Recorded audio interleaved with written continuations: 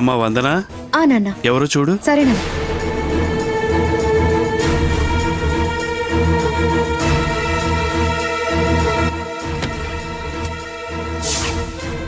బాగున్నావమ్మా?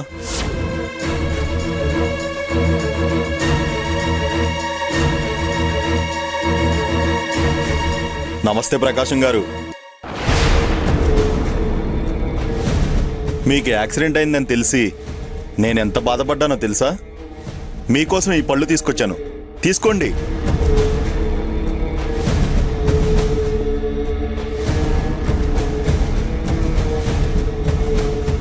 Sudden గా వీడెందుకు ఇంటికొచ్చాడు? ఏమై ఉంటుందబ్బా? నమస్కారం అమ్మా, బాగున్నారా? మిమ్మల్ని పరామర్శించడానికి వస్తే మీరు అలా చూస్తారండి ప్రకాశం గారు. ఇలా చూడు, నన్ను పరామర్శించడానికి నువ్వు వచ్చినందుకు చాలా సంతోషం.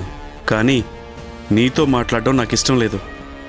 మర్యాదగా లేచి బయటికి వెళ్ళు. అదేంటి ప్రకాశం గారు, ఇంటికొచ్చిన వ్యక్తితో ఇలాగైనా మాట్లాడతారా మీరు?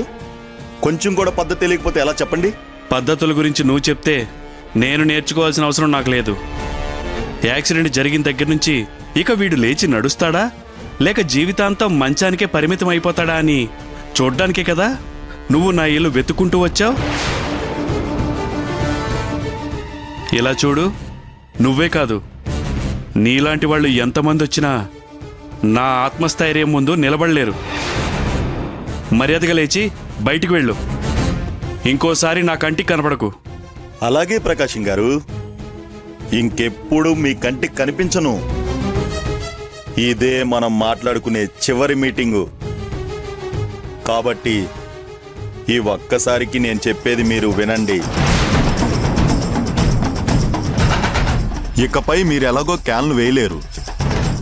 ఒక పక్క కొడుకుని సెటిల్ చేయాలి, మరొక పక్క మీ రెండో కూతురు పెళ్లి చేసి అత్తారింటికి కూడా పంపాలి. దాని గురించి మీరేం బాధపడాల్సిన అవసరం లేదు, నేను చూసుకుంటాను. బాబు, పెద్ద మనుషులు మాట్లాడుకుంటున్నాం కదా. పెద్ద మనిషివా? ఎవరు, నువ్వా? వాళ్ళు మాట్లాడుకుంటున్నారు కదా, మధ్యలో నీకెందుకే? వందన, నువ్వు ఊరుకో. దేవా, ఎంతకీ నువ్వు ఎందుకు వచ్చావు? నీకేం కావాలి? తెలిసి అడుగుతున్నారా మీరు? మీ షాపు నాకు రాసివ్వండి చాలు. అలాగే 10 లక్షలు ఇస్తానని చెప్పాను. దాని మీద మరో 5 లక్షలు కలిపి మొత్తం 15 లక్షలు మీ చేతిలో పెడతాను. పిల్లల భవిష్యత్తుకి ఉపయోగపడుతుంది కదా.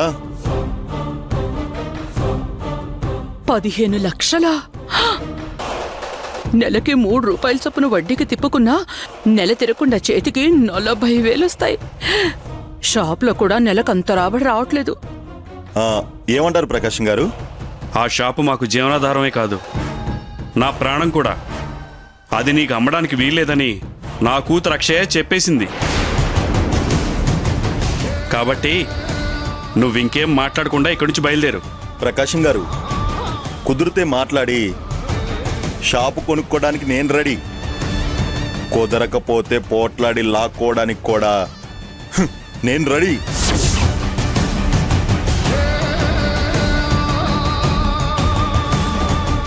ఇటు చూడండి ప్రకాశం గారు, ఇప్పుడు మీరు క్యాను 30 రూపాయలకు అమ్ముతున్నారు. నేను తలుచుకుంటే ఈ షాప్ పక్కనే ఇంకో షాప్ ఓపెన్ చేసి ఒక క్యాన్ని 15 రూపాయలకే అమ్ముతాను. అలా చేస్తే మీరు ఒక్కరోజు కూడా మార్కెట్లో నిలబడలేరు. ఇది ధర్మం కాదు కాబట్టి పద్ధతిగా ఆలోచిస్తున్నాను. మరి మీరు కూడా ఆలోచించండి.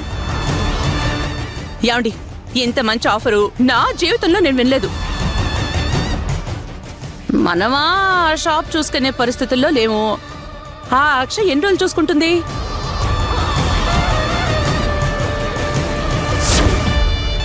$15 లక్షలు ఆ షాప్కి ఎవరిస్తారు చెప్పండి? మన అదృష్టం బావుండి దేవా అన్నయ్య మరో 5 లక్షలు కూడా ఇస్తాను అంటున్నాడు కదా, ఒప్పుకోండి. ఒప్పుకోవడం కుదరదు.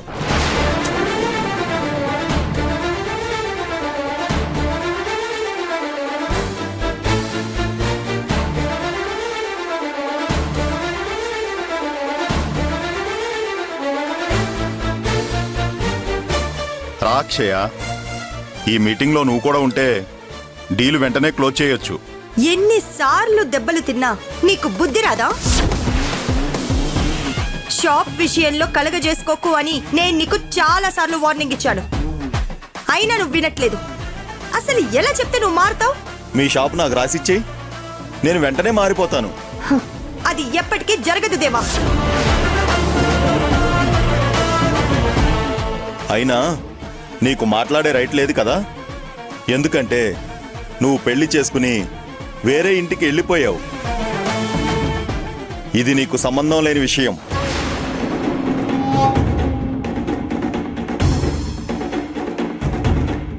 ప్రకాశం గారు, మీరు కూడా ఆలోచించండి. అక్షయ్ పెళ్లి చేసుకుని వేరే ఇంటికి వెళ్ళిపోయింది కదా, అత్తారింటిని వదిలేసి తను ఎంతకాలం ఈ షాపును చూసుకోగలదు?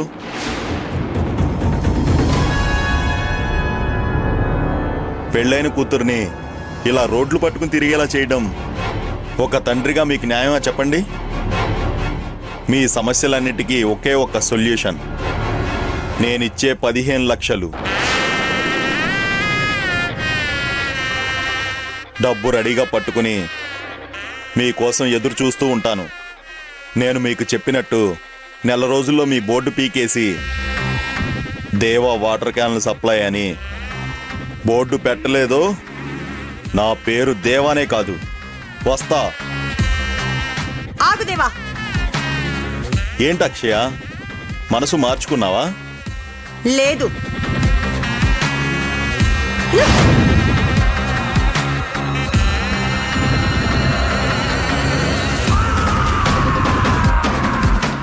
నేల మీద పడున్న ఆ పళ్ళు ఏరుకొని తీసుకెళ్ళు. వెళ్ళా. జుజుబి, అంతకంతా అనుభవిస్తావు నువ్వు. చూస్తూ ఉండు.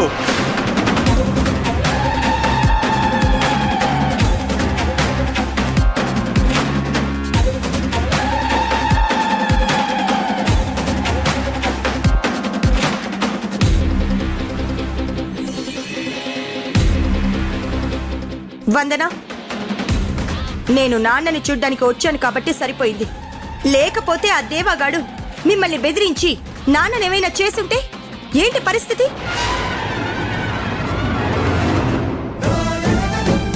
నాని, వాడు ఇంట్లోకొచ్చి కూర్చొని అధికారం చలాయిస్తుంటే చూస్తూ ఊరుకున్నావేంట్రా? బయటికి గెంటి డోర్ పెట్టాలి కదా. నేను అదే చేద్దామని అనుకున్నానక్క, కానీ నాన్నే మీరేమి మాట్లాడకండి అని అన్నాడు. అంటే అలా చూస్తూ ఊరుకుంటావా? వందన, రేపు నాకు బాగా కట్లు విప్పినా మునిపట్ల నేను క్యాన్లు మోయలేను, షాపుని చూసుకోలేను. కాబట్టి కాబట్టి ఏంటంటే వందన, ఆ దేవాకి షాప్ ఇచ్చేసి వాడిచ్చిన డబ్బుతో ఇక చాలు ఆపమని చెప్పు వందన. మన బ్రతుక్కి ఆధారమైన ఆ షాపుని 10 లక్షలు కాదు 10 కోట్లు ఇచ్చినా విలువ కట్టలేము. షాప్ని నేను చూసుకుంటాను. నా వల్ల కాదు, చూసుకోలేను అని నెగిటివ్గా మాట్లాడొద్దు అని నాన్నతో చెప్పు.